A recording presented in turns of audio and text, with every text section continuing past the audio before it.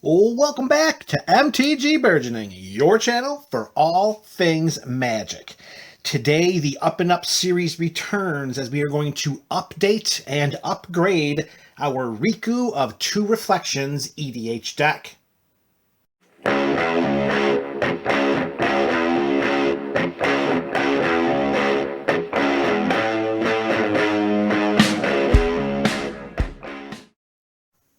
Salutations, MTG BC! That is the MTG Burgeoning community. Welcome back to another installment of our Up and Up series. And today we are going to update and upgrade Riku of Two Reflections. The biggest change that we're making to this Teamer EDH deck is that we are going to completely overhaul the mana base. What that means? Well, let's get right to it. Coming out of the 99 of this deck are 5 basic forests,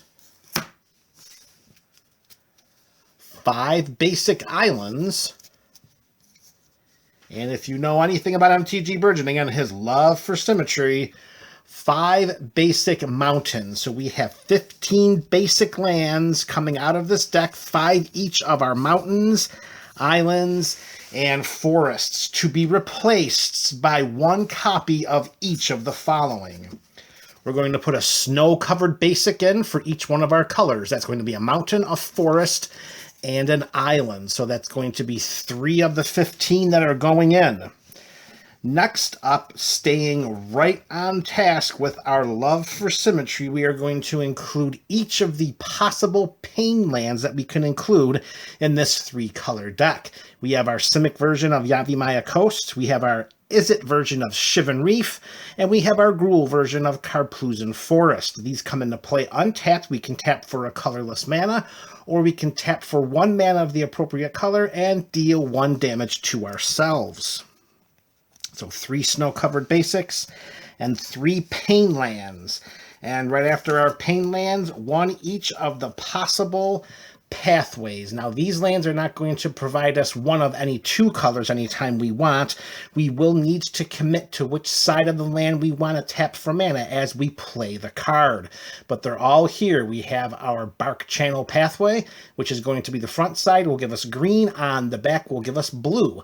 River Glide pathway on the front will give us blue. On the back will give us red. And Crag Crown pathway on the front will give us red, and on the back side it will be green. Each one of these 3 lands is going in place of each one of the 3 basic lands that we have already removed from the 99. Next up, we are going from pain lands to pathways to the fan lands. We have all 3 of them here, folks. We've got the Rejuvenating Springs for our Simic colors, Training Center for our Izzet colors, and Spire Garden for our Gruul colors. These will come down onto the battlefield untapped as long as we have 2 or more opponents. So as you can already see, we are doing a much more thorough job of fixing the mana in this deck by eliminating 15 lands that only produced 1 mana, and so far adding 6 other lands that can provide more than 1 color. Alright, with 12 lands down, we've only got 3 left. Next up, we are going to put into the 99 our Teamer Triumph, and that's going to be the Catria Triumph. This is going to come down into play tapped. It does give us a forest, an island, or a mountain. We can fetch this land out of our deck with any one of our fetch lands, which is fantastic. And if unneeded and it's in our hand, we can pay 3 and cycle it away to draw a card. Right on the heels of the Catria Triumph, we are going to include a copy of Reflecting Pool. Under the best circumstances, this is going to act as Command Tower number 2, because as long as we have on the battlefield and under our control a land that can produce any one of our 3 colors, we can tap Reflecting Pool to have this land give 1 mana of any one that any land we can produce. So hopefully if we have an island source, a mountain source, and a forest source, we can tap the Reflecting Pool to be Command Tower number 2. And lastly, land number 15 going in, and the reason for this massive overhaul of the land base, aside from the benefit of fixing the mana, is a way in which to take great advantage of Field of the Dead. This land will come into play tapped that will give us a colorless mana, And whenever this land or another land enters the battlefield under our control, as long as we control 7 or more lands with different names, we create a 2/2 black zombie creature token. As the creature tokens in this deck they are our win condition, they are our end game, creating a situation, creating a scenario, an environment that helps to breed another source of these creature tokens. Overhauling the mana base just seems to make a lot of sense from the standpoint of trying to win the game more frequently. All right, so those are the lands that are coming out and the lands going in. That's 15 changes to the mana base, but we're not done yet. We have 7 non-land cards that are coming out in place of 7 new non-land cards. So let's begin with what's coming out. Tishana, Voice of Thunder, is coming out. This was a 5 and Simic colors for a legendary merfolk. Its power and toughness were each equal to the number of cards in our hand. She gave us no maximum hand size, but her detriment, unfortunately for the purposes of this deck, is that when she ETBs, we draw a card for each creature we control. Notice that's not a may condition, it is a forced condition. There have been times where this had entered into the battlefield against my will, and I ended up drawing out with the library. We can't have that happen, so Tishana is coming out in place of something that's going to better fit the token theme of this build, and that's going to be for 1 copy of Adrix and Nev Twincasters. We get to shave off a bunch of generic mana, moving from 7 down to 4. Still, it's 2 and Simic colors. It's a 2/2. It is a merfolk, so we do get to stay on flavor there, although this is not a dedicated merfolk deck, of course. This creature also can protect itself somewhat by having Ward 2, meaning that whenever it's targeted by a spell or an ability our opponents control, they have to pay 2 mana or that spell or ability will fizzle. And the real reason why Adrix and Nev Twincasters are being added to the 99 of this deck in place of Tishana is that if 1 or more tokens would be created under our control, twice that many tokens are created instead. This is doubling season on a creature. This is doubling season on a creature that can protect itself somewhat, and we can recur this from the graveyard very, very easily in the teamer colors of this deck. Adrix and Nev are going to do so much better things and more powerful synergies with the theme of this deck than Tishana ever did. Next card that's coming out and being replaced, it's going to make a lot of sense once I explain why. We just took out 15 basic lands from the deck, and in their absence, 3 basic lands went in. So we netted -12 basic lands, and the deck is filled with Cultivate, Kodama's Reach, and some other basic land fetching cards. So now, where land fetching was more of a premium when it came to our basic lands, now they're a little more limited. So we have the ability to kind of pull back the reins on what we include in the deck as it pertains to searching out for those basic lands. With that in mind, since we're -12 net with the basic lands in the deck, coming out of it will be Farhaven Elf. This was a 1/1 for 2 and a green. When it ETB'd, we'd search our library for a basic land and put it onto the battlefield tapped. There's no sense in including this creature that can't be taken advantage of if by some chance we are running out or do not have any more basic lands in the 99. Replacing Farhaven Elf is going to be Harmonic Prodigy. It's a 1/3 human wizard for 1 and a red that has the prowess mechanic, which means whenever we cast a non-creature spell, Harmonic Prodigy will get +1/+1 till end of turn. The reason why Harmonic Prodigy is being added to the 99 is because if an ability of a shaman or another wizard we control triggers, that ability triggers an additional time. So as we slowly slide Harmonic Prodigy down to reveal our general's creature type is human wizard. So that means if we activate either one of Riku's activated abilities, either the copy the instant or sorcery spell or the non-token creature copy, if we pay the Izzet to do the spell, if we pay the Simic to do the creature, the non-token creature as it ETBs, Harmonic Prodigy doubles. It doesn't double that. It gives us an additional trigger. So instead of having to pay it twice, which we couldn't do anyways, we get to copy that spell an additional time if Harmonic Prodigy is on the battlefield with Riku and we activate one of Riku's abilities. Wow, that's a lot of synergy right there. So we're going to be able to get those instant and sorcery spells, or we're going to get the non-token creature, and we're going to get 2 for the price of 1. That is the reason why Harmonic Prodigy is going into the deck. All right, next card coming out, it is Tribute Mage. It's a 2/2 human wizard for 2 and a blue. When it ETBs, we search our library for an artifact card with converted mana cost 2, reveal it, and put it into our hand. This is a very narrow number of cards that we can fetch out from our library. This is going to be a Lightning Greaves. This is going to be an Arcane Signet, or this is going to be a Strionic Resonator. Those are the only 3 artifacts that have a 2 CMC in our deck. And yes, it may be a difficult thing to lose the potential protection that a Lightning Greaves could give Riku just by having the Tribute Mage ETB. The only problem with this is that its ETB triggers are going to wear out very quickly, particularly if we're looking to copy this creature or bring it back from the graveyard, or make token copies of the creature with other spells outside of Riku's activated ability. So with that in mind, Tribute Mage is going to come out in favor of something that's going to synergize a little bit more with what we're trying to do, and this is what's going to happen. We're going to put into place Tireless Provisioner. It's an elf scout for 3/2. It's a 3/2 elf scout for 2 and a green. It has the landfall mechanic. So whenever a land ETB is under our control, we either create a food token or a treasure token. Now those treasure tokens are probably going to be the number one choice of this deck, because with a boatload of treasure under our control, we can activate Riku's ability a lot more readily just by sacrificing 2 of those artifact treasures.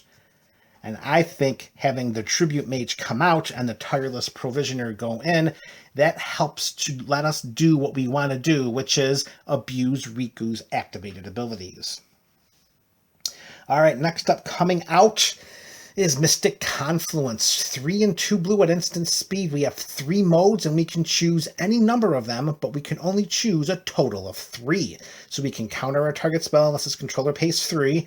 We can return target creature to its owner's hand, or we could draw a card. The reason why this is coming out is because the investment of 5 mana, sometimes that's a little daunting, particularly when we want to have spells that we can copy with Riku. Now, yes, overall, paying the 5 here and then copying it with Riku could result in 6 drawn cards for 7 mana. The only problem with that is that we're holding up 7 mana, waiting to do both at instant speed. Not really something that we want to kind of be handcuffing ourselves, because we want to make sure that we can also develop our board. So with Mystic Confluence coming out, we're going to put something in its place that's going to help us do a little bit more of developing our board, so that we have a bigger presence, so that we can keep ourselves a little more competitive as we look to continue to abuse Riku's ability. And with that in mind, Double Major is the card taking its place. This is going to reduce its mana value by 60%. We go from 3 and 2 blue to just 1 each of Simic colors. We get to copy target creature spell we control, except it isn't legendary if the spell is legendary. So we can actually use this on Riku, have 2 copies of him on the battlefield. So imagine having 2 sources to copy spells, and if our opponents cannot interact with that through a board wipe or through 2 different pieces of spot removal, then Double Major is really going to cause our opponents all kinds of headaches. And this is just with our general. This has nothing to do with maybe copying this on an Avenger of Zendikar. Oh, can you imagine that coming into play? Or one of our ultimate win conditions, Chancellor of the Spires. Either way, Double Major is going to provide us with a great more versatility, a lot more than the 5 mana intensive spell of Mystic Confluence. All right, just a few more cards to go. The next card coming up that's coming out should be a no-brainer when we see the number of spells that are in this deck that are not necessarily creature spells, and that's going to be Genesis Wave. Now, let me start by saying this is one of my all-time favorite spells. I love Genesis Wave in the right deck. This is sorcery speed X and triple green. We reveal the top X cards of our library, and we may put any number of permanents with converted mana cost X or less from among them onto the battlefield. All cards that weren't put onto the battlefield this way, they're put into the graveyard, and that's where we get into some trouble. We lose those precious instants and sorcery spells around which this deck is beginning to be crafted. The Genesis Wave rarely ever gave us a return on the mana investment. This is not going to be as powerful now, particularly because we are shifting more and more creatures out of the deck and putting more instants and sorceries in. So similar to what we did with Farhaven Elf, unfortunately for the purposes of this deck, Genesis Wave is just now obsolete. Replacing Genesis Wave is Mystic Reflection, another instant for just 2. This is for 1 and a blue. We choose target non-legendary creature. The next time 1 or more creatures or planeswalkers enter the battlefield this turn, they enter as copies of the chosen creature, and we can actually foretell this by paying its foretell cost of 2 and then casting it for just 1 blue, which is a lot easier to do to hold up 1 blue than to hold up a blue and another. Of course, that's a 50% reduction if we're playing the mid to long game. Everyone knows what Mystic Reflection can do, and that's just specific to some of the creatures we've already talked about in this build. Not Riku, of course, because it's target non-legendary creature. But imagine having Avenger of Zendikar come down. Can you imagine choosing one of the tokens to become a copy of Avenger of Zendikar and then have all those other plant tokens come into play? Or how about Chancellor of the Spires and one of the goblin tokens it creates? Those are the 2 creatures that are our end game, and having Mystic Reflection and Double Major are both going to help us to exploit those enter the battlefield triggers a lot more powerfully, particularly if we can synergize it with Riku of 2 Reflections. All right, next card coming out. Again, this is another subtraction that's very similar to Farhaven Elf and Genesis Wave. Phylath, World Sculptor, is going to come out. It's 5/5 for 4 and 2 Gruul. I'm sorry, 5/5 for 4 and Gruul colors. When it ETBs, we create a 0/1 plant creature token for each basic land we control. Again, with nets being -12 basic lands for this up and up installments, removing a creature that specifically deals with basic lands, a la Farhaven Elf's Exile, it just makes more sense that Phylath takes the back seat because, let's be honest, he's just going to be completely irrelevant now because we're dealing with so many fewer basic lands. Taking Phylath's spot, and again, another spell that's going to help us optimize what we're doing in this deck, is Rings of Bright Hearth, artifact for 3 whenever we activate an ability. If it isn't a mana ability, we may pay 2, and if we do, we copy that ability, and we may choose new targets for the copy. So this just allows us to copy Riku's abilities just by adding 2 mana whenever we pay either the Simic or the Izzet costs to activate his 2 different abilities. All right, MTG BC, we're down to our last swap out and swap in. The next card coming out is coming out with some mixed emotions. Mythos of Illuna. Now, I personally am a fan of the Mythos cycle. I think they are all very strong cards. Mythos of Illuna has done some great things. Sometimes it sits around collecting a little bit of dust in hand. But the Mythos cycle is just very underrated and underloved, and if it wasn't for the changes that we're making to this deck, I would definitely keep this spell in the 99. However, because we already have a pretty decent amount of removal, it's okay to slightly weaken our removal spell in order to greatly strengthen the overall theme and the synergies of the deck. So with Mythos of Illuna coming out, going in its place is going to be another mana value 2 instant that's just going to help out what we're doing in this deck so much more. And that's going to be Galvanic Iteration. Izzet colors at instant speed. Whenever we cast on our next instant or sorcery spell this turn, we get to copy it, and we may choose new targets for the copy. And as a bonus, this has a flashback of 1 and Izzet colors, so we can cast this from our graveyard for 1, a blue and a red, and then we exile it, of course. And can you imagine casting Galvanic Iteration when targeting Double Major, or targeting Mystic Reflection, Or how about targeting some of the other unbelievable instance or sorcery game-ending spells we have in the deck? Like, what if we have enough mana based upon some of the additions we made here with Tireless Provisioner? What if we have the ability to, oh, I don't know, copyright a replication kicked with a Galvanic Iteration? That's just going to end up being game over for us, and this is going to help, again, to solidify the win conditions in this deck by just slightly weakening our overall suite of removal. And there we have it, MTG BC. That is updating and upgrading our Riku of Two Reflections EDH deck. I look forward to hearing your comments in the comment section below. This is MTG Burgeoning, your channel for all things Magic.